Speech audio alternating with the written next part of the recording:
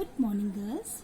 आज हम पाठ 7 हमारे शौर्य स्तंभ का दूसरा भाग पढ़ेंगे। एल्बर्ट एक्का गंभीर रूप से घायल हो गए थे। अपने घावों की चिंता छोड़कर वे अपने साथियों सहित आगे बढ़ने लगे। उन्होंने एक बंकर के बाद दूसरे बंकर को हटाया। बंकर यानी मैंने आपको पहले भी समझाया था, बंकर यानी बारूद से भरा हुआ वो रास्ता, ठीक है। वे पाकिस्तानी सैन्य पंक्ति को भेदते चले गए। सैन्य पंक्ति यानी लाइन से उनकी पंक्ति के रूप में एक के बाद एक सैनिकों को खत्म करते। हमारे सैनिक अपने लक्ष्य के अनुसार उत्तरी किनारे पर पहुंचे ही थे कि पाकिस्तानी सैनिकों ने एक सुरक्षित भवन की दूसरी मंजिल से मीडियम मशीन गन से गोलियों की बौछार प्रारंभ कर दी। मीडियम मशीन गन से उन्होंने कहाँ पे, क्योंकि वो एक सुरक्षित स्थान पे वहाँ पे भवन की दूसरी मंजिल पे तैनात बैठे थे और उन्होंने हमारे भारतीय सैनिकों पर गोली की बौछार शुरू कर दी। हमारे कुछ सैनिक मारे गए और वे आगे नहीं बढ़ सके। एक बार फिर एल्बर्ट एक्का ने पूरी ताकत और साहस से कार्रवाई करने का निर्णय लिया। उन्हें अपने घावों और दर्द की चिंता नहीं थी। वे कमजोर हो गए थे, फिर भी अपने प्राणों को खतरे में सरक सरक कर यानी धीरे धीरे घिसट कर वो भवन तक जा पहुंचे। कौन से भवन में? जहां वो पाकिस्तानी सैनिक छुपे हुए बैठे थे। वे घुटनों के बल खिसके, यदा कदा वे सांप के समान अपने पेट के बल, आपने सांप को देखा ना, सांप किस तरह से चलता है, बिल्कुल उसी तरह वो सांप की तरह पेट के बल सरके ताकि दुश्मन के गोला बारूद से बच सके।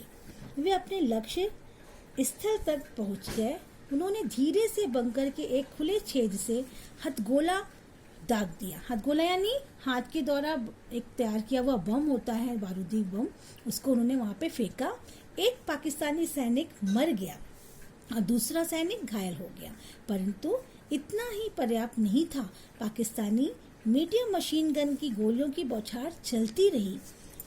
एल्बर्ट एक्का को प्रत्येक दशा में अपनी शक्ति का उपयोग करना था। उन्होंने महामानव जैसा साहस था। कैसा था उनके अंदर साहस? महामानव यानी बहुत शक्तिमान, बहुत शक्तिशाली व्यक्ति थे वो। उनके घायल शरीर से रक्त बह रहा था, फिर भी वे आगे खिसकते गए। वे एक दीवार पर चढ़कर बंकर में घुस गए। बंकर यानी आपको मैंने पहले भी बताया है, बारूदी सड़क जो थी। उन्होंने बंकर में घुसकर अपने संगीन से एक पाकिस्तानी तोपची को, संगीन यानी पहले भी बताया है आपको मैंने, जो उनके पास बड़ी बड़ी मशीन गन होती, गन है, उस गन के आगे एक मतलब नुकीला चाकू की तरह एक नुकीली चीज लगी होती है, उससे उन्होंने उसे मार डाला। पाकिस्तानी तोपची सदा के लिए मौन हो गया। मौन यानी शांत हो गया, उनकी मृत्यु की। हमारे सैनिक भय रहित होकर आगे बढ़ गए, परंतु एक्का को काफी गंभीर चोटें लगी। उनका शरीर ऐसा नहीं रहा कि अधिक चोटों को सहन कर सके। वे गिर गए और उन्होंने सदा के लिए अपने नेत्र मूंद लिए, परंतु उन्होंने संतोष के साथ अपने प्राण त्यागे, क्योंकि उन्हें ज्ञात था कि उनका लक्ष्य पूरा हो चुका है। लक्ष्य यानी जिस एक उसको लक्ष्य को लेके, एक निश्चय को लेके वो आगे बढ़े थे कि मुझे जीतना है, जीत हासिल करनी है। उन्हें वो मालूम हो गया था कि वो उन्हें मिल जाएगी। लॉन्स नायक एल्बर्ट एक्का को मरणोपरांत परमवीर चक्र से सम्मानित किया गया। इनका बलिदान प्रत्येक भारतीय में देश के लिए कुछ कर गुजरने का उत्साह भरता है। आओ हम भी अपनी देश रक्षा की सौगंध लें। यानी इस पूरे पाठ से हमको ये समझ में आता है कि हमें भी अपने जीवन में कोई ना कोई एक लक्ष्य निर्धारित करना चाहिए कि हमको इस कार्य को इस रूप में करना है और उसे करना ही है। जब तक हम अपना कोई लक्ष्य नहीं बनाते हैं, अपनी जिंदगी का कोई एम नहीं रखते कि हमको भविष्य में क्या बनना है या क्या करना है, तो हमारे जीवन से सामान्य जीवन है, बाकी लोगों की तरह हम जिंदगी बस जी रहे हैं।